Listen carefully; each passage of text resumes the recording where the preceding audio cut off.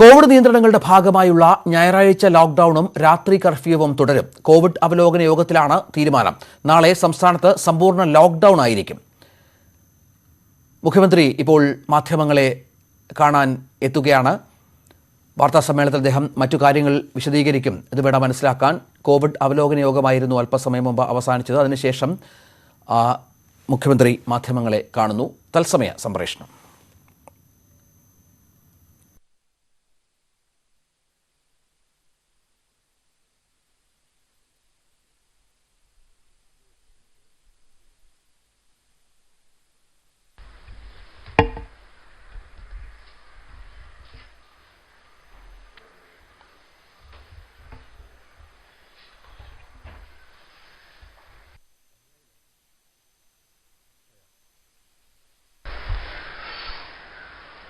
ഇന്നത്തെ കോവിഡ് വിവരം പറയുന്നതിന് മുൻപ്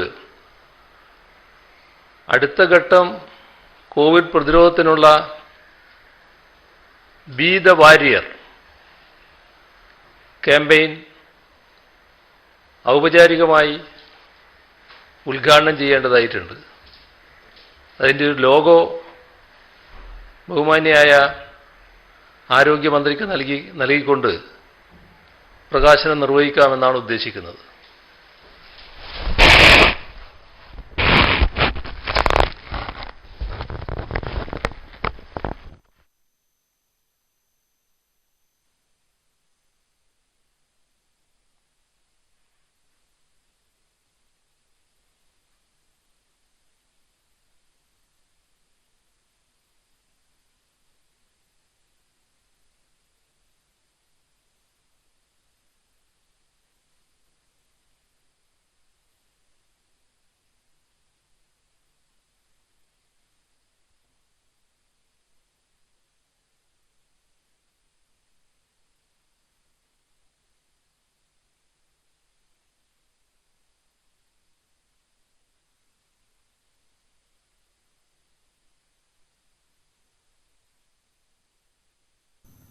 അടുത്ത ഘട്ടം കോവിഡ് പ്രതിരോധത്തിന്റെ ഭാഗമായുള്ള ബി ദ വാരിയർ ക്യാമ്പയിന്റെ ലോഗോ പ്രകാശനമാണ് ആരോഗ്യമന്ത്രി നിർവഹിച്ചത്. മുഖ്യമന്ത്രി മാധ്യമങ്ങളെ കാണുന്നു. തത്സമയം.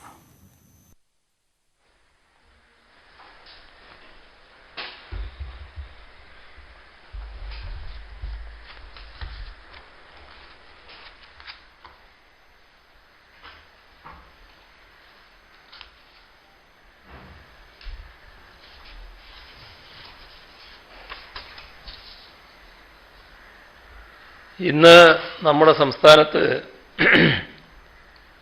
29,682 പേർക്കാണ് കോവിഡ് ബാധ സ്ഥിരീകരിച്ചത്. 1,69,237 പരിശോധനകൾ നടന്നു. 2,50,65 പേരാണ് ചികിത്സയിലുള്ളത്. 142 മരണങ്ങൾ ഉണ്ടായി.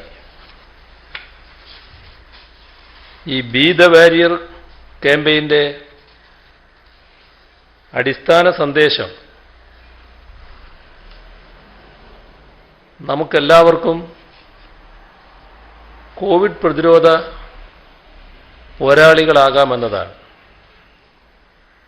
സ്വയം പ്രതിരോധമാണ് ഏറ്റവും പ്രധാനം. അതിനായി എല്ലാവരും സ്വയം ഇതിൻ്റെ ഭാഗമായി കോവിഡ് പ്രതിരോധ പോരാളികളായി മാറുക എന്നതാണ് ഉദ്ദേശിക്കുന്നത്. അതിനാവശ്യമായ ബോധവൽക്കരണത്തിനുള്ള ഊർജിത ശ്രമം നടത്തും. കോവിഡ് മഹാമാരിക്കെതിരായ പോരാട്ടത്തിൽ എല്ലാവർക്കും പോരാളികളാകാം. ഓണത്തിന് ശേഷം കോവിഡ് രോഗികളുടെ എണ്ണത്തിൽ ഭയപ്പെട്ടതുപോലെയുള്ള വർധനവുണ്ടായിട്ടില്ല. ആശുപത്രികളിൽ പ്രവേശിപ്പിക്കപ്പെട്ട കോവിഡ് രോഗികളുടെ എണ്ണത്തിലും കാര്യമായ വർധനവുണ്ടായിട്ടില്ല. ഒരാഴ്ചയായി ആശുപത്രിയിൽ ചികിത്സയിലുള്ളവരുടെ എണ്ണം കൂടുതൽ ഉയരാതെ 30,000-നും 33,000-നും ഇടയിൽ തന്നെ നിൽക്കുകയാണ്. ആഗസ്റ്റ് 14 മുതൽ സെപ്റ്റംബർ 3 വരെയുള്ള കഴിഞ്ഞ 3 ആഴ്ചകളിലെ കണക്കുകൾ അത് പരിശോധിച്ചാൽ ഈ കഴിഞ്ഞ ആഴ്ച ആശുപത്രിയിൽ അഡ്മിറ്റായവരുടെ എണ്ണം അല്ലെങ്കിൽ ശതമാനം, അഡ്മിറ്റായവരുടെ ശതമാനം കുറയുകയാണ് ഉണ്ടായത്. ആഗസ്റ്റ് 14 മുതൽ 20 വരെയുള്ള ദിവസങ്ങളിൽ ശരാശരി രോഗികളുടെ എണ്ണം 1,77,935 ആശുപത്രിയിൽ പ്രവേശിപ്പിച്ചവരുടെ ശതമാനം 5.99 5.99 എന്നാൽ ആഗസ്റ്റ് 28 മുതൽ സെപ്റ്റംബർ 3 വരെയുള്ള ആഴ്ചയിൽ രോഗികളുടെ എണ്ണം 2,23,197 ഉയർന്നു. പക്ഷേ ആശുപത്രിയിൽ പ്രവേശിപ്പിക്കപ്പെട്ടവർ 5.23% കുറഞ്ഞു. ഇപ്പോൾ കോവിഡ് പോസിറ്റീവ് ആകുന്നവരിൽ വാക്സിനേഷൻ എടുത്തവരിലും കുറച്ചു പേർക്ക് രോഗബാധയുണ്ടാകുന്നുണ്ട്. എങ്കിലും അത് ഗുരുതരമാകുന്ന സാഹചര്യം വിരളമാണ്. അതുകൊണ്ട് തന്നെ വലിയ തോതിൽ മരണങ്ങളും വാക്സിനേഷൻ എടുത്തവരിലുണ്ടാകുന്നില്ല. അപ്പോൾ വാക്സിനേഷൻ എടുത്തവരിൽ രോഗബാധ ഉണ്ടാകുന്നുണ്ടെങ്കിൽ അതിൽ ആശങ്കപ്പെടേണ്ട കാര്യമില്ല. വാക്സിനേഷൻ എടുത്തവർക്കും ചിലർക്ക് രോഗബാധ ഉണ്ടാകുന്നുണ്ട് എന്നുള്ളതാണ് ഈ കഴിഞ്ഞ അനുഭവം കാണിക്കുന്നത്. ഇപ്പോൾ കോവിഡ് കാരണം മരണം സംഭവിച്ചവരുടെ ഒരു പരിശോധന നടത്തിയാൽ പ്രധാനമായും പ്രായാധിക്യമുള്ളവർക്കിടയിലാണ് മരണം സംഭവിച്ചിട്ടുള്ളത്. അപ്പോൾ പ്രായമായവരിൽ വാക്സിനേഷൻ എടുക്കാത്തവർ ഇനിയും ആരെങ്കിലും ഉണ്ടെങ്കിൽ എത്രയും പെട്ടെന്ന് വാക്സിൻ സ്വീകരിക്കാൻ ശ്രദ്ധിക്കണം. അതുപോലെ തന്നെ അനുബന്ധ രോഗമുള്ളവർ, ഇപ്പോൾ മരണപ്പെട്ടവരുടെ ഒരു പരിശോധന നടത്തുമ്പോൾ അനുബന്ധ രോഗങ്ങളുള്ളവരാണ്, അനുബന്ധ രോഗമല്ല രോഗങ്ങൾ ഉള്ളവരാണ് ചിലർ മരണപ്പെടുന്നതിനിടയായിട്ടുള്ളത്. അപ്പോൾ അനുബന്ധ രോഗമുള്ളവരും വാക്സിൻ സ്വീകരിക്കാൻ വിമുഖത കാണിക്കരുത്. മരണനിരക്ക് വലിയ തോതിൽ കുറക്കാൻ ഇതൊക്കെ സഹായകരമാകും. നമ്മുടെ സംസ്ഥാനത്ത് വാക്സിൻ വിതരണം മികച്ച രീതിയിലാണ് മുന്നോട്ട് പോകുന്നത്. ഇപ്പോൾ 18 വയസ്സിന് മുകളിലുള്ള 75% ആദ്യ ഡോസ് വാക്സിൻ നൽകിക്കഴിഞ്ഞു. ഇപ്പോൾ ഫസ്റ്റ് ഡോസ് വാക്സിൻ 75% ആളുകൾക്ക് 18 വയസ്സിന് മുകളിലുള്ളവർക്ക് നമ്മുടെ സംസ്ഥാനത്ത് നൽകിക്കഴിഞ്ഞു. ഇതനുസരിച്ച് 2,15,72,491 പേർക്ക് ആദ്യ ഡോസ് വാക്സിനും 79,90,200 പേർക്ക്, അതായത് 27.84%, അത്രയും പേർക്ക് രണ്ടാം ഡോസ് വാക്സിനും നൽകിക്കഴിഞ്ഞിട്ടുണ്ട്. അപ്പോൾ ഇത് വാക്സിൻ്റെ തരത്തിൽ ആകെ കൂട്ടിയാൽ 2,95,62,691 ഡോസ് വാക്സിനാണ് ഇതുവരെ നൽകിയത്, ഈ രണ്ടും കൂട്ടിയാൽ. അപ്പോൾ മൊത്തം ജനസംഖ്യ എടുത്താൽ യഥാക്രമം 60.94%, 22.57% ഒന്നും രണ്ടും ഡോസ് വാക്സിൻ ലഭിച്ചവരുടെ അനുപാതം. നമ്മുടെ വാക്സിനേഷൻ ദേശീയ ശരാശരിയേക്കാളും വളരെ കൂടുതലാണ്. ഇന്ത്യയിലെ വാക്സിനേഷൻ ഒന്നാം ഡോസ് 40.08%, രണ്ടാം ഡോസ് 12.06%. ഇപ്പം നമ്മുടെ സംസ്ഥാനം നടത്തിയ വളരെ ഊർജിതമായ വാക്സിനേഷൻ യജ്ഞത്തിലൂടെയാണ് വളരെ കുറഞ്ഞ നാളുകൾ കൊണ്ട് ഈ ലക്ഷ്യം കൈവരിക്കാൻ നമുക്കായത്. അപ്പം നാം ശ്രമിക്കുന്നത് പരമാവധി പേർക്ക് എത്രയും വേഗം വാക്സിൻ നൽകി സുരക്ഷിതമാക്കാനാണ്. ഈ കഴിഞ്ഞ ജൂൺ, ജൂലൈ, ആഗസ്റ്റ് മാസങ്ങളിൽ മാത്രം 1,95,00,000 ഡോസ് വാക്സിൻ നൽകിയിട്ടുണ്ട്. വാക്സിനേഷൻ യജ്ഞത്തിൻ്റെ ഭാഗമായി ആഗസ്റ്റ് മാസത്തിൽ മാത്രം 88 ലക്ഷത്തിലധികം ഡോസ് വാക്സിനാണ് നൽകാനായത്. രാജ്യത്ത് ആദ്യമായി കിടപ്പ് രോഗികൾക്ക് വീട്ടിൽ പോയി വാക്സിൻ നൽകി കേരളം മാതൃകയായിട്ടുണ്ട്. നാം 60 വയസ്സിന് മുകളിലുള്ളവർക്ക് വാക്സിനേഷൻ നൽകാനായി പ്രത്യേക യജ്ഞം സംഘടിപ്പിച്ചു. വാക്സിൻ രജിസ്റ്റർ ചെയ്യാൻ അറിയാത്തവരെ അവരെ കൂടി ഉൾപ്പെടുത്തി വാക്സിൻ സമത്വത്തിനായി വേവ്, അതായത് walk along for vaccine equity, അത്തരമൊരു ക്യാമ്പയിനും ഗർഭിണികളുടെ വാക്സിനേഷനായി മാതൃകവചവും ആവിഷ്കരിച്ച് നടപ്പാക്കി. 18 വയസ്സിന് മുകളിലുള്ള മുഴുവൻ പേർക്കും ഈ മാസം തന്നെ ആദ്യ ഡോസ് വാക്സിൻ നൽകാനാണ് നമ്മുടെ സംസ്ഥാനം ലക്ഷ്യമിടുന്നത്. ഈ ലക്ഷ്യം കൈവരിക്കാൻ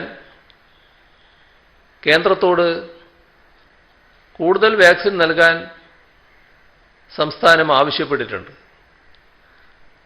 നമ്മുടെ അനുഭവം ഈ കഴിഞ്ഞ നാളുകളിൽ വാക്സിൻ തീരുന്ന മുറക്ക് ആവശ്യമായത്ര വാക്സിൻ കേന്ദ്രം നൽകുന്നുണ്ട് എന്നുള്ളതാണ്. ഇപ്പോൾ ചിലയിടത്ത് വാക്സിൻ തീർന്നിട്ടുണ്ട്. നാളെ 9,97,570 ഡോസ് വാക്സിൻ എത്തുമെന്നാണ് കേന്ദ്രം അറിയിപ്പ് തന്നിട്ടുള്ളത്. അപ്പോൾ നമ്മളെ വാക്സിൻ വളരെ വേഗം നമ്മൾ കൊടുത്തു തീർക്കുകയാണ്. അത് തീരുമ്പോൾ നമ്മളിൽ വല്ലാതെ ആശങ്കയുണ്ടാകേണ്ടതില്ല. ഇപ്പോഴത്തെ നമ്മുടെ അനുഭവം അതിൻ്റെ മുറക്ക് വാക്സിൻ നമുക്ക് ലഭ്യമാകുന്നു എന്നുള്ളതാണ്.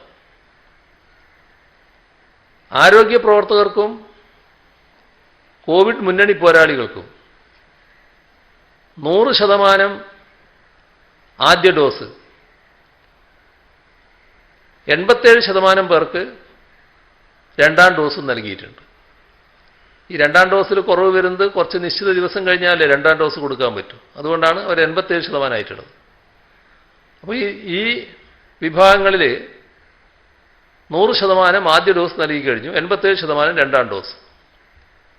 45 വയസ്സിന് മുകളിലുള്ളവർക്ക് 92% പേർക്ക് ഒന്നാം ഡോസ്, 48% പേർക്ക് രണ്ടാം ഡോസും നൽകിയിട്ടുണ്ട്. 18 വയസ്സിനും 44 വയസ്സിനും ഇടയിലുള്ള 54% പേർക്ക് ഒന്നാം ഡോസ് നൽകിയിട്ടുണ്ട്.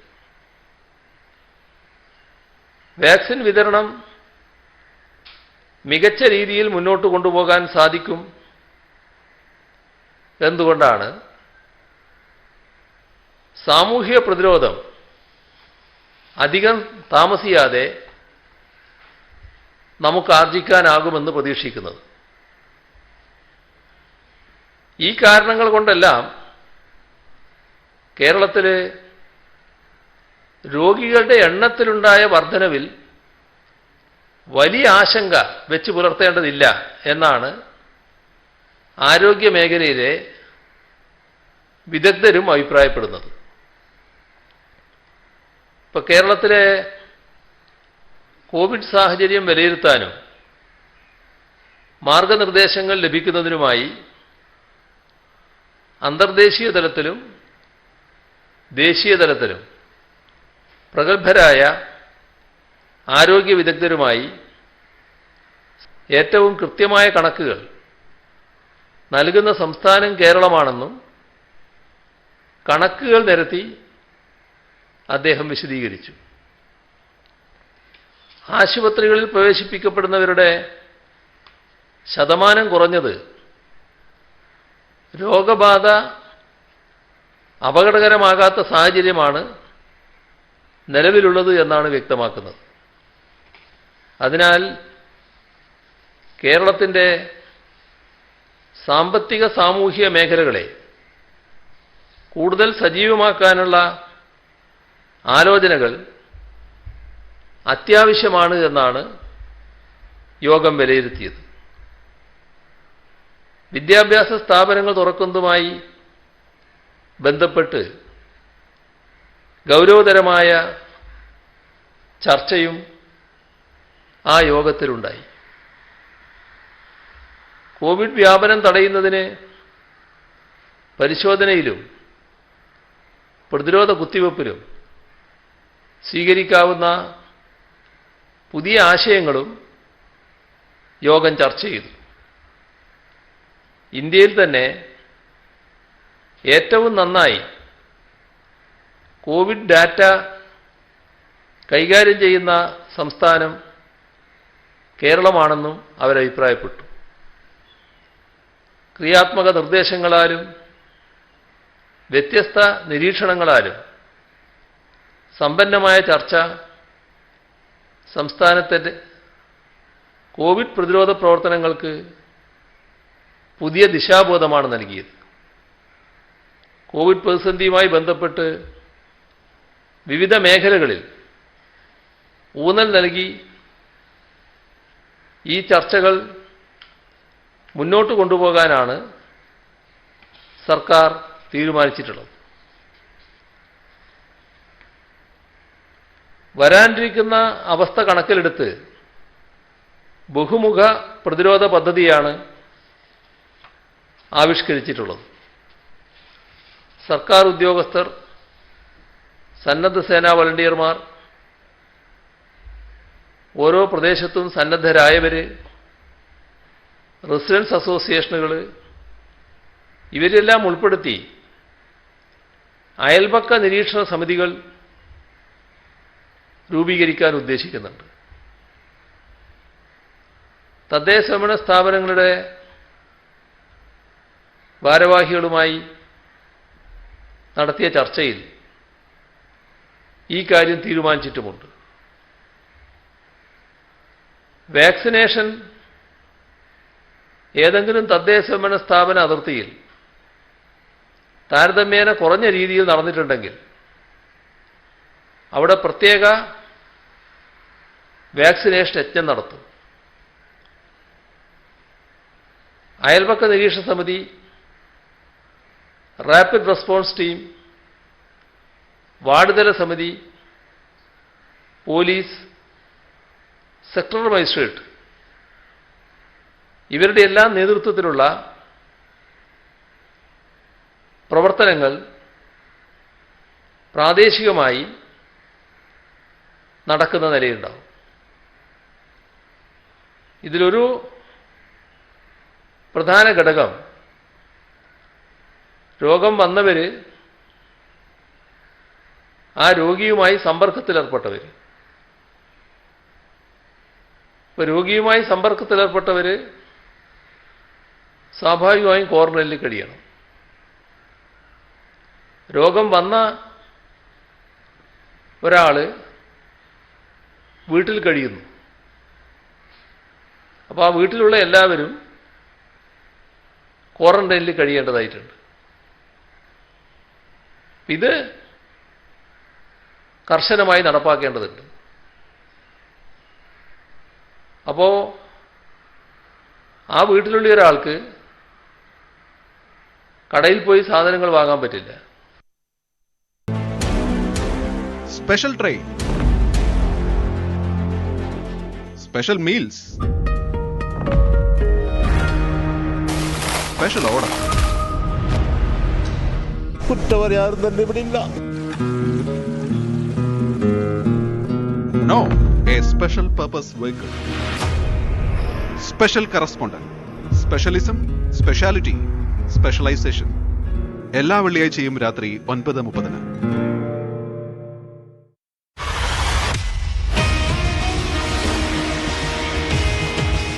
രാഷ്ട്രീയം 140 കോടി ജനതയുടെ ജീവിതത്തെ തൊടുന്ന വിധം.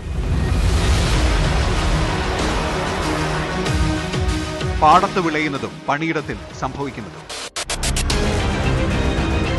ഇന്ത്യ എന്ന വൈവിധ്യത്തിന്റെ കലവറയിലൂടെ. ന്യൂസ് 18 ഇന്ത്യ എല്ലാ ഞായറാഴ്ചയും രാവിലെ 9:30 രാത്രി 7:30.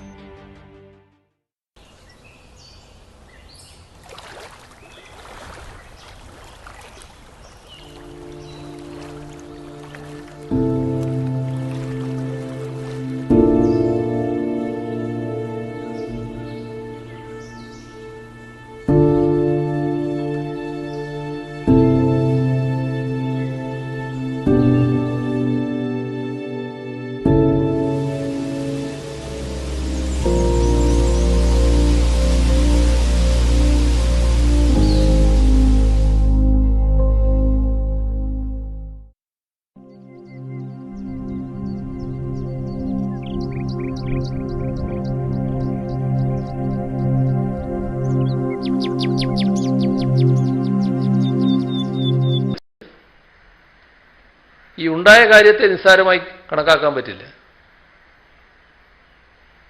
അപ്പം അത് നല്ല രീതിയിൽ കുറച്ചു കൊണ്ടുവരണം. അതിന് ഇത്തരം നിയന്ത്രണങ്ങൾ പാലിക്കുക എന്നുള്ളത് പ്രധാനമാണ്.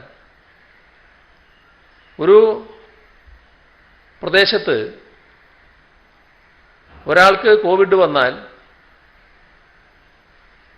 ആ പ്രദേശത്തുകാർക്കതറിയാം. അവിടുത്തെ വാർഡ് തല സമിതിയുണ്ട്, അവിടെ പ്രവർത്തിക്കുന്ന നേരത്തെ ചൂണ്ടിക്കാണിച്ച അയൽപക്ക സമിതികളുണ്ട്, ആറാറ്റുകളുണ്ട്. ഇവരെല്ലാം ഈ കാര്യത്തിൽ ഫലപ്രദമായി ഇടപെടണം. ഇപ്പോൾ തദ്ദേശഭരണ സ്ഥാപനങ്ങളോട് പറഞ്ഞത് പ്രധാന ചുമതല അതത് വാർഡിലെ തദ്ദേശഭരണ സ്ഥാപന പ്രതിനിധിയുടെ നേതൃത്വത്തിൽ നിർവഹിക്കാനാവണം. അയൽപക്ക സമിതി ആ വീട്ടിലുള്ളവർ ക്വാറന്റൈനിൽ കഴിയണം, പുറത്തിറങ്ങാൻ പാടില്ല എന്നത് ഉറപ്പുവരുത്തണം.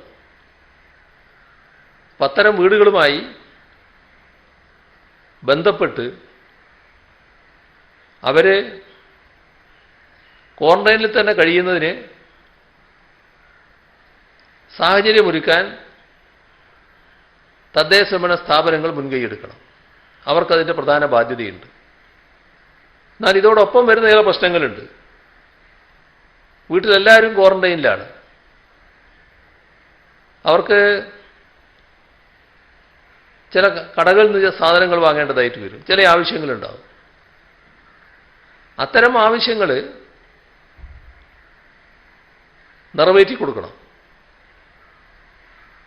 അത് കടകളുമായി ബന്ധപ്പെട്ട് കൃത്യമായ ഹോം ഡെലിവറി സിസ്റ്റം ഏർപ്പെടുത്താം. അതിന് കഴിയുന്നില്ലെങ്കിൽ വളണ്ടിയർമാരെ ഉപയോഗിക്കാം. ഏതെങ്കിലും ഒരു കുടുംബം നിത്യവൃത്തിക്ക് വഴിയില്ല, അങ്ങനെ വന്നാൽ അവർ പട്ടിണി കിടക്കാൻ ഇടവരരുത്. നേരത്തെയും അത്തരം കുടുംബങ്ങളെ പ്രത്യേകമായി കണ്ടുകൊണ്ട് സഹായിക്കാൻ തയ്യാറായിട്ടുണ്ട്. തദ്ദേശഭരണ സ്ഥാപനങ്ങൾ ആ കടമയും നിറവേറ്റണം. തദ്ദേശഭരണ സ്ഥാപനങ്ങൾക്ക് അതൊരു സാമ്പത്തിക ബാധ്യതയായിട്ട് മാറില്ല. ആ ബാധ്യത പിന്നീട് സർക്കാർ നിറവേറ്റി കൊടുക്കുന്നതാണ്. ഇത്തരം കാര്യങ്ങൾ തദ്ദേശഭരണ സ്ഥാപനങ്ങളുമായി ആശയവിനിമയം നടത്തുകയുണ്ടായി. വാർഡ് തല സമിതിയുടെ കാര്യം എടുത്താൽ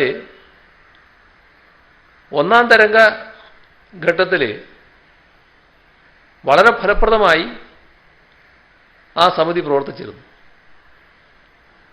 ഇപ്പോൾ 1 വർഷവും 8 മാസവുമായി കോവിഡ് നമ്മുടെ കൂടെ. അപ്പോൾ സ്വാഭാവികമായി അത്തരം പ്രവർത്തനങ്ങളിൽ ഏർപ്പെട്ടവർക്ക് വന്നു ചേരാനിടയിലൊരു മാനസിക നിലയുണ്ട്. ഈ ഘട്ടം ഒന്നുകൂടി നാം ഉണർന്ന് പ്രവർത്തിക്കേണ്ട ഘട്ടമാണ്. അങ്ങനെ വന്നാൽ വാക്സിനേഷൻ നല്ല രീതിയിൽ 75% നമ്മൾ കൊടുത്തു കഴിഞ്ഞു.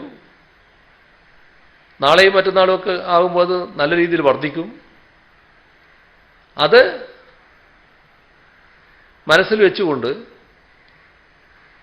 ഇനി കോവിഡ് പടരാനുള്ള സാഹചര്യം ഉണ്ടാക്കില്ല എന്ന ഒരു ദൃഢനിശ്ചയത്തോടെ കോവിഡ് വന്നവരെ, അവരുമായി സമ്പർക്കമുള്ളവരെ പൂർണ്ണമായി ക്വാറന്റൈനിലാക്കുന്ന നിലയെടുക്കണം. രോഗിയായിട്ടുള്ളവർ എല്ലാവരും വീട്ടിൽ കഴിയേണ്ടവരായിരിക്കില്ല. ആശുപത്രിയിൽ കഴിയേണ്ടവർ, ഈ നേരത്തെ പറഞ്ഞ പ്രായമുള്ളവരുണ്ടെങ്കിൽ, അനുബന്ധ രോഗമുള്ളവരുണ്ടെങ്കിൽ അവരെല്ലാം നിർബന്ധമായും ആശുപത്രിയിലേക്ക് പോകണം. വീട്ടിൽ കഴിയുമ്പോൾ വീട്ടിനകത്ത് അതിനാവശ്യമായ സൗകര്യം ഉണ്ടാവണം. എങ്കിലേ ആ വീട്ടിൽ കഴിയാൻ പറ്റൂ. ഈ രോഗിയായിട്ടുള്ളവർ ഒരു ടോയ്ലറ്റ് മാത്രമാണ് ഒരു വീട്ടിലുള്ളതെങ്കിൽ അവിടെ രോഗിയും മറ്റുള്ളവരും ആ ടോയ്ലറ്റ് ഉപയോഗിക്കുന്ന അവസ്ഥയുണ്ടാകാൻ പാടില്ല. അപ്പോൾ അത്തരം സ്ഥലങ്ങളിൽ നിന്ന് രോഗി നിർബന്ധമായും മാറണം. അപ്പോൾ അത്തരത്തിലുള്ള ജാഗ്രത പാലിച്ചു പോവുക എന്നത് പ്രധാനമാണ്.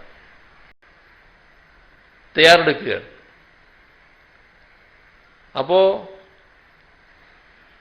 വാക്സിനേഷൻ എല്ലാവർക്കും കൊടുത്താലും കോവിഡ് ചിലപ്പോൾ നമ്മളോടൊപ്പം ഉണ്ടായിന്ന് വരും. അതാണ് വാക്സിനേഷൻ എടുത്തവരിൽ കോവിഡ് കാണിക്കുന്നത്. അങ്ങനെ വരുമ്പോൾ കോവിഡ് വിട്ടുപോകാതെ നമ്മോടൊപ്പം തന്നെ കാണും. അതുകൂടി കണ്ടുകൊണ്ടുള്ള പ്രതിരോധ മാർഗം, കോവിഡിനെതിരെയുള്ള ജാഗ്രത കൈവിടാതിരിക്കുക. ശാരീരിക അകലം, മാസ്ക് ധരിക്കൽ, അതുപോലുള്ള കാര്യങ്ങളൊക്കെ ഇപ്പം നാം ശീലമാക്കി കഴിഞ്ഞിട്ടുണ്ട്. അത് തുടരേണ്ടതായിട്ടുണ്ട്. ഇപ്പോൾ WIPR 7 മുകളിലുള്ള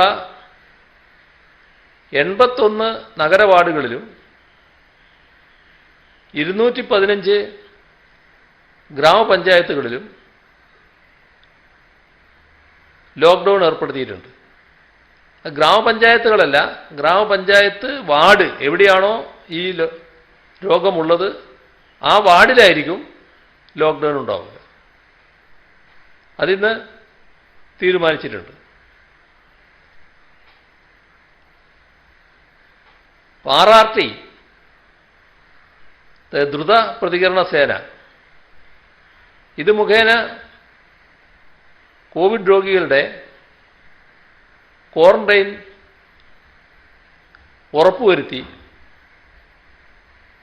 അതുമായി ബന്ധപ്പെട്ട വിവരങ്ങൾ, എത്ര രോഗികളുണ്ട്, എത്ര പേര് അതിൻ്റെ ഭാഗമായി ക്വാറന്റൈനിൽ കഴിയുന്നവരുണ്ട് തുടങ്ങിയ വിവരങ്ങൾ, ആശുപത്രിയിൽ എത്ര പേരുണ്ട്, അങ്ങനെയുള്ള എല്ലാ വിവരങ്ങളും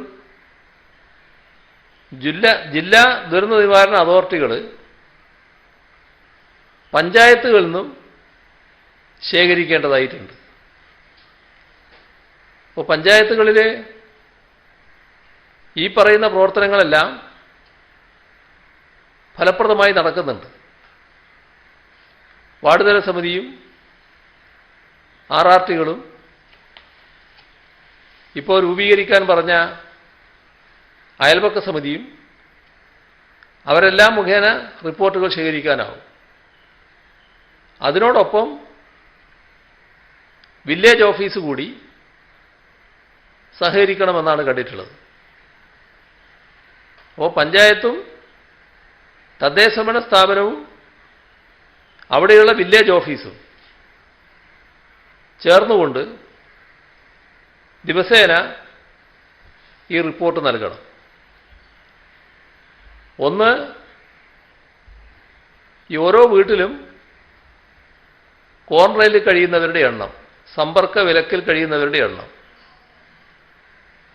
അതേപോലെ തന്നെ രോഗികളുടെ എണ്ണം, പിന്നെ വാർഡ് തല കണ്ടെയ്ൻമെന്റ്, മൈക്രോ കണ്ടെയ്ൻമെന്റ് സോണുകളുടെ എണ്ണം, ഗാർഹിക സമ്പർക്ക വിലക്ക് ലംഘനത്തിന്, ക്വാറന്റൈൻ ലംഘിച്ചതിന് പിഴ ചുമത്തിയവരുടെയും നിർബന്ധിത ക്വാറന്റൈൻ ഏർപ്പെടുത്തിയവരുടെയും വിവരങ്ങൾ, ക്വാറന്റൈനിലുള്ള എത്ര വീടുകളിൽ മരുന്നുകൾ ഉൾപ്പെടെയുള്ള അവശ്യ വസ്തുക്കൾ എത്തിക്കുന്നതിനുള്ള നടപടി സ്വീകരിച്ചു, ആ വിവരങ്ങളും ശേഖരിക്കേണ്ടതായിട്ടുണ്ട്. കോവിഡ് ബാധിതരായവർ വീടുകളിൽ തന്നെ കഴിയുന്നുവെന്ന് ഉറപ്പാക്കാൻ പോലീസിന്റെ സേവനവും വിനിയോഗിക്കും. ക്വാറന്റൈൻ ലംഘിക്കുന്നവരെ കണ്ടെത്തിയാൽ അവർക്കെതിരെ കേസെടുക്കും. ഇത്തരം ആൾക്കാരെ പിന്നീട് വീടുകളിൽ തുടരാൻ അനുവദിക്കില്ല. അവര് രോഗിയായിട്ടുള്ളയാളാണെങ്കിൽ അപ്പം തന്നെ CFLTCയിലേക്ക് മാറ്റും. അപ്പോൾ പോലീസിന്റെ മോട്ടോർ സൈക്കിൾ പെട്രോൾ സംഘമുണ്ട്, അവരിതിനായി നിയോഗിക്കും. കോവിഡ് രോഗികൾക്ക് വീടുകളിൽ തന്നെ ക്വാറന്റൈനിൽ കഴിയാൻ സഹായകരമായ സൗകര്യങ്ങൾ ലഭ്യമാണോ എന്ന് പോലീസ് നേരിട്ട് പരിശോധിക്കും.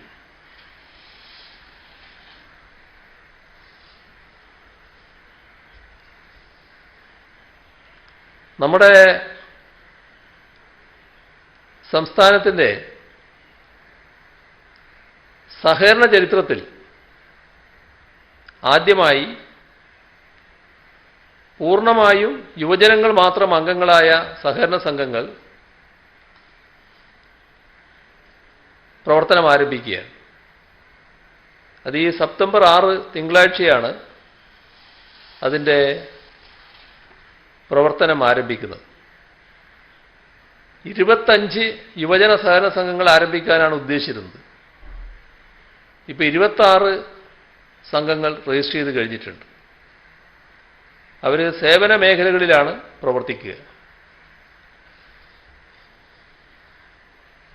അമേരിക്കയിലെ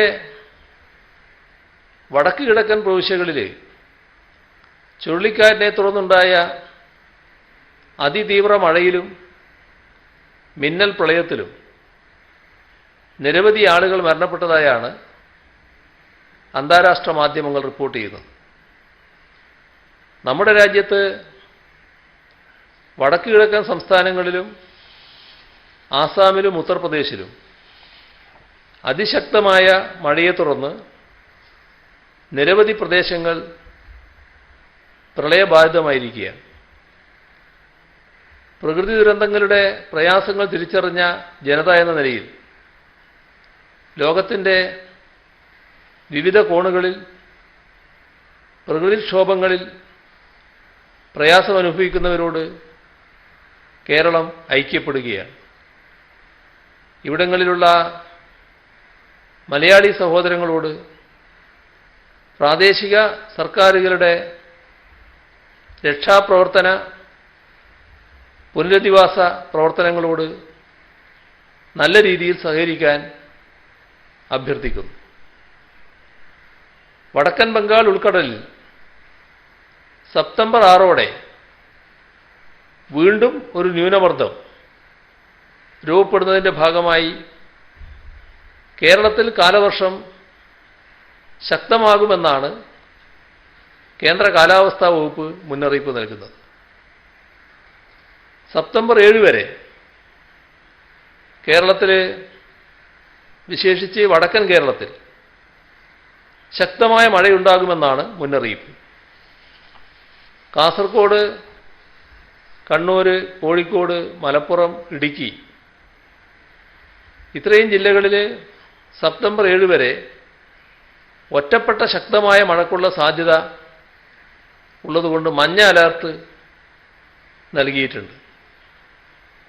സെപ്റ്റംബർ 6, 7 ദിവസങ്ങളിൽ എറണാകുളം, സെപ്റ്റംബർ 7 തൃശ്ശൂർ, സെപ്റ്റംബർ 4 കോട്ടയം, ഈ ജില്ലകളിലും മഞ്ഞ അലർട്ട് പ്രഖ്യാപിച്ചിട്ടുണ്ട്. കഴിഞ്ഞ ആഴ്ചയിൽ നല്ല മഴ ലഭിച്ച മലയോര മേഖലയിൽ പലയിടത്തും അടുത്ത ദിവസങ്ങളിൽ ശക്തമായ മഴയുണ്ടാകും. അങ്ങനെയാണെങ്കിൽ ഉരുൾപൊട്ടൽ സാധ്യത രാഷ്ട്രീയ നേതാവാണ്, ഒരു ഇടതുപക്ഷ നേതാവാണ്.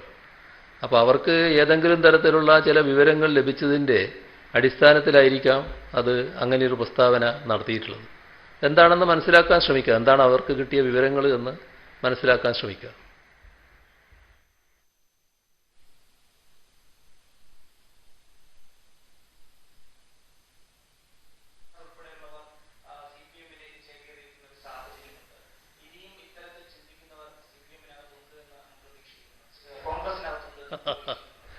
കോൺഗ്രസ്സിലെ ഈ ചില പ്രശ്നങ്ങളുണ്ട് എന്നുള്ളത് വസ്തുതയാണ്. ഇന്ന് നിങ്ങൾ പറഞ്ഞ രീതിയിൽ PS പ്രശാന്ത്, അദ്ദേഹം KPC സെക്രട്ടറിയായി നിൽക്കുന്ന ഘട്ടത്തിലാണല്ലോ ഇത്തരമൊരു നിലപാടെടുത്തിട്ടുള്ളത്. അദ്ദേഹം ഓഫീസിൽ വന്ന് കണ്ടിരുന്നു. അപ്പം അദ്ദേഹം CPIMുമായി സഹകരിച്ച് പ്രവർത്തിക്കാൻ പരസ്യമായിട്ട് തന്നെ പ്രഖ്യാപനം കഴിഞ്ഞ ദിവസം നടത്തിയതുമാണ്. അത് നിങ്ങളോട് തന്നെ അദ്ദേഹം പറഞ്ഞിട്ടുണ്ട് എന്നാണ് ഞാൻ മനസ്സിലാക്കുന്നത്. അപ്പോൾ ഏറ്റവും പ്രധാനം പൊതുപ്രവർത്തകർക്ക് മനസ്സമാധാനമാണ് എന്ന് അദ്ദേഹം തന്നെ പറഞ്ഞതായിട്ടാണ് കണ്ടത്.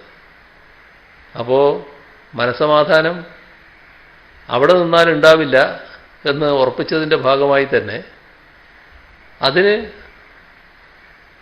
ഇടതുപക്ഷ ചേരിയിലേക്ക് വരുന്നതാണ്, മതനിരപേക്ഷതയുടെ ഭാഗമായി ഉറച്ചു നിൽക്കുന്നതാണ് നല്ലത് എന്ന് അദ്ദേഹം മനസ്സിലാക്കിയെന്നാണ് തോന്നുന്നത്. ഇപ്പോൾ കോൺഗ്രസ്സിൽ ഉള്ള പ്രശ്നങ്ങളിൽ അതിനെന്തെങ്കിലും ഒരു അഭിപ്രായം പറയാൻ ഞാനാളല്ല. കാരണം അവരുടെ പ്രശ്നങ്ങൾ അവർ തന്നെ പരിഹരിക്കേണ്ടതാണ്. പക്ഷേ പ്രശ്നങ്ങൾ സ്വാഭാവികമാണ്. അത് ഓരോ ഘട്ടത്തിലും കൂടുതൽ കൂടുതൽ തീക്ഷ്ണമാകും എന്നത് നാം മനസ്സിലാക്കേണ്ട കാര്യമാണ്. ഇവിടെ പുറത്തു വരുന്ന കാര്യങ്ങളെടുത്താൽ ആ പാർട്ടിക്കാർക്കെന്നല്ല ആർക്കും അംഗീകരിക്കാൻ കഴിയാത്തതാണ് സംഭവിക്കുന്നത്. ഇപ്പോൾ പാലക്കാട്ടെ എ വി ഗോപിനാഥ് സീനിയറായൊരു കോൺഗ്രസ് നേതാവാണല്ലോ. അദ്ദേഹം പറഞ്ഞത് എല്ലാവരും കേട്ടതാണല്ലോ.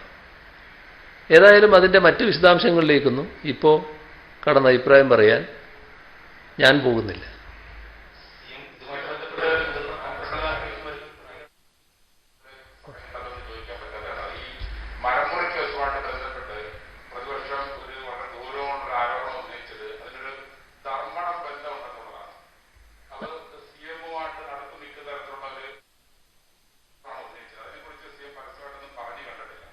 അല്ല, അതെന്താണെന്ന് പറഞ്ഞാലല്ലേ ഞാൻ പറയേണ്ടതായിട്ടുള്ളൂ. അല്ല, ധർമ്മടം ബന്ധം എന്ന് പറയുന്നതുകൊണ്ട് മാത്രമേ നിനക്കെന്തെങ്കിലും പറയാൻ പറ്റൂ.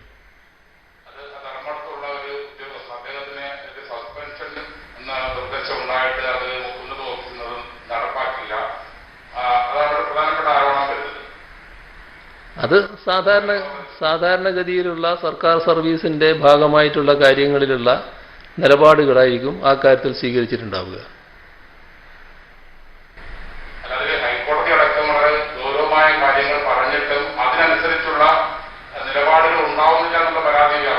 അങ്ങനൊരു പരാതിയുമില്ല. ഹൈക്കോടതിക്ക് തന്നെ ഈ നടന്ന കാര്യങ്ങളെല്ലാം ശരിയായ രീതിയിൽ നീങ്ങുകയാണ് എന്ന് ബഹുമാനപ്പെട്ട ഹൈക്കോടതിക്ക് ബോധ്യമായിട്ടുള്ളതാണ്.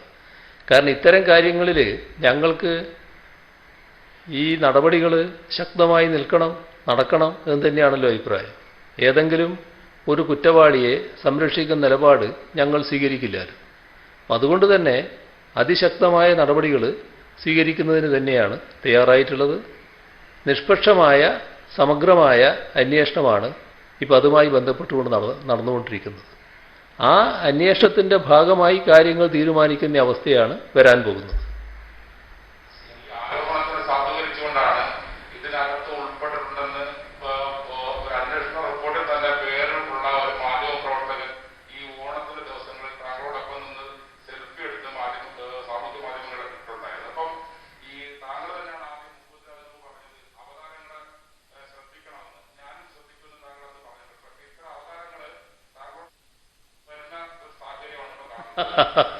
അതിപ്പോൾ മാധ്യമപ്രവർത്തകരെന്ന നിലക്ക് നിങ്ങൾക്ക് ചില സ്വാതന്ത്ര്യങ്ങളുണ്ടല്ലോ. ഇപ്പോൾ നിങ്ങൾ എൻ്റെ വീട്ടിൻ്റെ അടുത്തല്ല, അതുകൊണ്ട് നിങ്ങൾ അങ്ങനെ വരുന്നില്ല.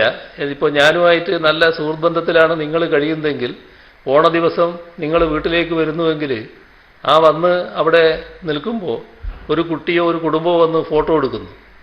അപ്പോൾ ഫോട്ടോ എടുക്കുന്നയാൾ ആ കുട്ടിയുടെ താല്പര്യത്തിന്, ആ കുടുംബത്തിൻ്റെ താല്പര്യത്തിന് ഞാനും നിന്ന് ഫോട്ടോ എടുക്കുന്നു. അപ്പോൾ നിങ്ങൾ പറയാണ് എനിക്കൊരു ഫോട്ടോ എടുക്കണം നിങ്ങളുടെ കൂടെ. അല്ല, അത് വേണ്ട, നിങ്ങളെപ്പോഴും നമ്മളെ കാണുന്നില്ലേ, എന്തിനാണ് അങ്ങനെ ഫോട്ടോ എടുക്കുന്നത്? അല്ല, ഒരു ഫോട്ടോ കുറേ കാലമായി എടുത്തിട്ട് ഒരു ഫോട്ടോ അയാൾ കൊടുക്കുന്നു. അതാണ് സംഭവിച്ചത്. അതിനകത്ത് എന്താ പ്രത്യേകത?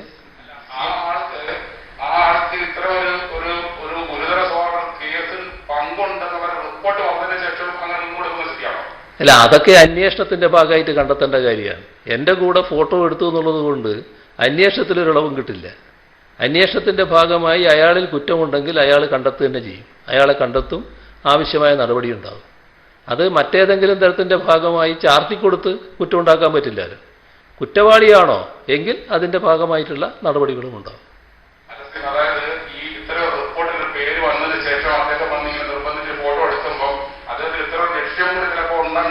നിങ്ങൾക്ക് അയാളോട് പ്രത്യേകമായിട്ട് എന്തെങ്കിലും ഉദ്ദേശം ഉണ്ടെങ്കിൽ അത് നിങ്ങൾ പ്രത്യേകം പറഞ്ഞോ. അതിന് എൻ്റെ കണക്കിൽ അത് പെടുത്തണ്ട. നിങ്ങൾക്കാണല്ലോ അയാളെ ഏറ്റവും കൂടുതലായിട്ട് അറിയാവുന്നത്. എന്നേക്കാളും കൂടുതലായിട്ട് നിങ്ങൾക്കറിയായിരിക്കും. ദീർഘകാലം നിങ്ങൾ രണ്ടാളും മാധ്യമപ്രവർത്തകരായിട്ട് നിൽക്കുന്നതാണ്. രണ്ടാളും ഒരേ മേഖലയിലുള്ളവരാണ്, ദൃശ്യമാധ്യമ രംഗത്താണ് പ്രവർത്തിക്കുന്നത്. നിങ്ങൾക്ക് എന്തെങ്കിലും പ്രശ്നങ്ങളുണ്ടെങ്കിൽ അത് നിങ്ങൾ തമ്മിൽ തന്നെ തീർത്തോ, എൻ്റെ കണക്കിൽ വേണ്ട. ഞാൻ പറഞ്ഞത് ഇത്രയേ ഉള്ളൂ. അയാൾ ആ ദിവസം വീട്ടിൽ വന്നു എന്നുള്ളത് ശരിയാണ്. ഒരു കൂട്ടർ ഫോട്ടോ എടുക്കുന്നുണ്ടായിരുന്നു. ആ ഫോട്ടോ എടുക്കുമ്പോൾ എനിക്കും ഒരു ഫോട്ടോ വേണമെന്ന് പറഞ്ഞു. അയാളും ഫോട്ടോ എടുത്തു എന്നുള്ളത് വസ്തുതയാണ്. നിങ്ങൾ സംശയിക്കുന്ന കാര്യം അയാളുടെ പേരിൽ ആരോപണങ്ങൾ ഉണ്ടായിരിക്കുന്നു. ആ ആരോപണത്തിൻ്റെ ഭാഗമായി അയാൾ ഏതെങ്കിലും തരത്തിൽ സംരക്ഷിക്കപ്പെടുമെന്നാണ്. അതിലൊരു സംശയവും വേണ്ട. ഒരു ഫോട്ടോവും ഈ സംരക്ഷണത്തിൻ്റെ ഭാഗമായിട്ട് വരില്ല. അതിൽ തെറ്റ് ചെയ്തിട്ടുണ്ടോ, കുറ്റവാളിയാണോ എങ്കിൽ ഫലപ്രദമായ നടപടി അന്വേഷണ ഏജൻസിയുടെ ഭാഗത്ത് നിന്നുണ്ടാവും. അതാണ് നിങ്ങൾ മനസ്സിലാക്കേണ്ടത്.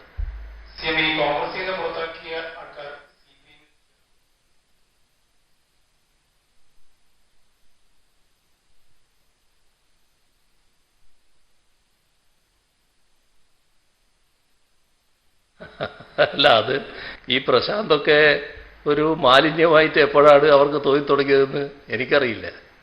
കാരണം അവരുടെ സംസ്ഥാന നേതാവ് സംസ്ഥാന സെക്രട്ടറിയായി KPCC സെക്രട്ടറിയായി പ്രവർത്തിച്ചുകൊണ്ടിരിക്കുകയാണല്ലോ അദ്ദേഹം ഒരു നിലപാടെടുക്കുന്നത്. അപ്പോൾ അതൊരു മാലിന്യമാണെന്ന് പറയാൻ പറ്റില്ല. അത് ശക്തമായ നിലപാടിലേക്ക് അദ്ദേഹം വന്നു എന്നുള്ളതാണ് വസ്തുത.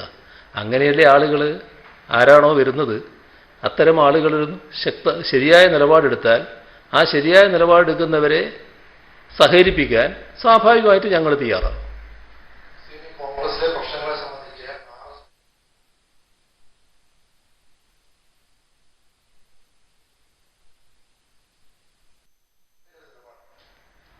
അല്ല, അവരിപ്പോൾ ഉറച്ചു നിന്നില്ലേ? നിങ്ങൾ കണ്ടില്ലേ? ഇന്നെന്തോ വാർത്ത കണ്ടല്ലോ, ഉറച്ചു നിൽക്കുകയാണ്. പിന്നെ ഇതിനെ നിങ്ങളവരുടെ ഇതെടുക്കുന്ന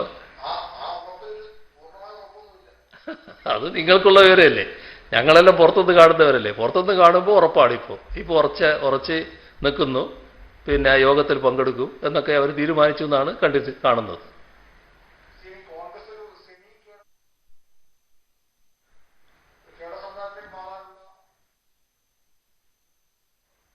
അല്ല, അതവർ തീരുമാനിക്കേണ്ട കാര്യമാണല്ലോ. അവർക്ക് ഒരു കേഡർ പാർട്ടി ആകാൻ കഴിയുമെങ്കിൽ നടക്കട്ടെ. ഒരു മതനിരപേക്ഷത കൃത്യമായി മുന്നോട്ട് കൊണ്ടുപോകാൻ കഴിയുമെങ്കിൽ അത് നാട്ടിന് നല്ലതാണല്ലോ.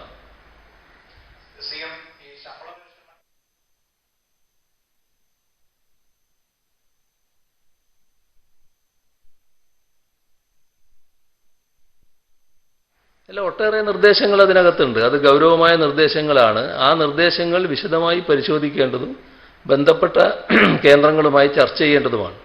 അതിന് സർക്കാർ തയ്യാറാകും. അത് നിർദ്ദേശങ്ങളായി തന്നെ സർക്കാരിൻ്റെ മുന്നിൽ കിട്ടിയിട്ടുണ്ട്.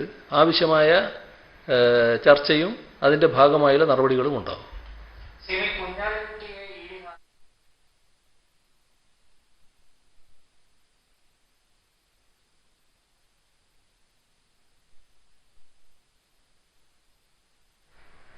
ഇതിൽ സാധാരണ നിലക്കുള്ള വാർത്തകൾ കാണുന്നുണ്ട്. അതിനപ്പുറമുള്ള കാര്യങ്ങൾ എൻ്റെ കയ്യിലില്ല.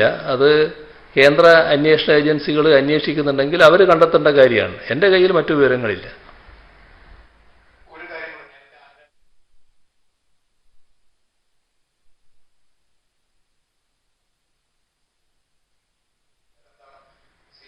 അതിനെക്കുറിച്ച് ഒരു ശങ്കയും വേണ്ട. ജനങ്ങളുടെ സ്വത്തിനും ജീവനും സംരക്ഷണം നൽകുന്നതിനും നാട്ടിൽ സമാധാനം ഉറപ്പുവരുത്തുന്നതിനും ജനജീവിതം മുന്നോട്ട് കൊണ്ടുപോകുന്നതിനുമുള്ള ഉത്തരവാദിത്വമാണ് പോലീസിന് പ്രധാനമായുമുള്ളത്.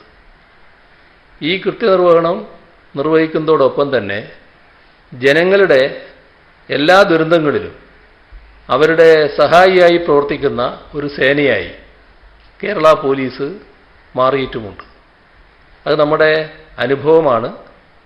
അത്തരത്തിൽ കേരളത്തിലെ പോലീസ് സേന മാറി എന്നത് നാടും കണ്ടറിയുന്ന കാര്യമാണ്.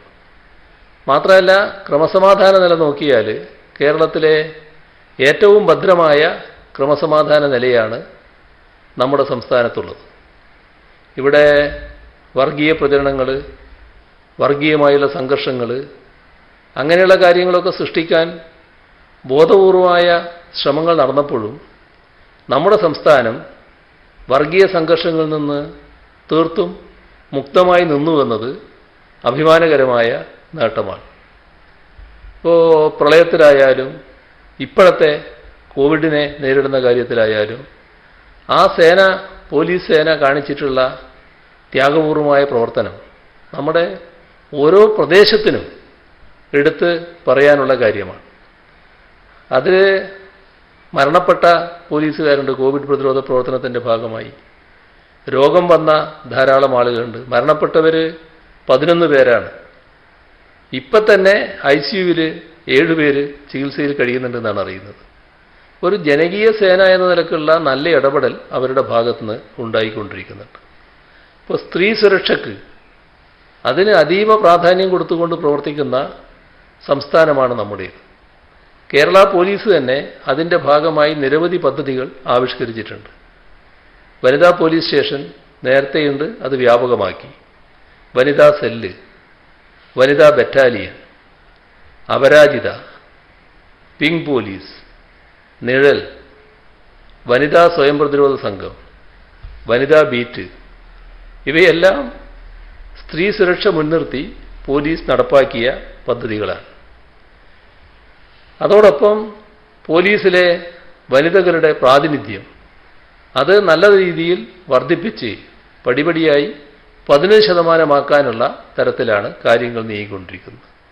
അപ്പോൾ പോലീസ് തൃപ്തികരമായ രീതിയിൽ തന്നെയാണ് പ്രവർത്തിച്ചുകൊണ്ടിരിക്കുന്നത്. ഒറ്റപ്പെട്ട ഏതെങ്കിലും സംഭവങ്ങളുണ്ടെങ്കിൽ അതിനെതിരെ കർക്കശമായ നിലപാട് പോലീസിൻ്റെ ഭാഗത്തു നിന്ന് എടുക്കുന്നുണ്ട്.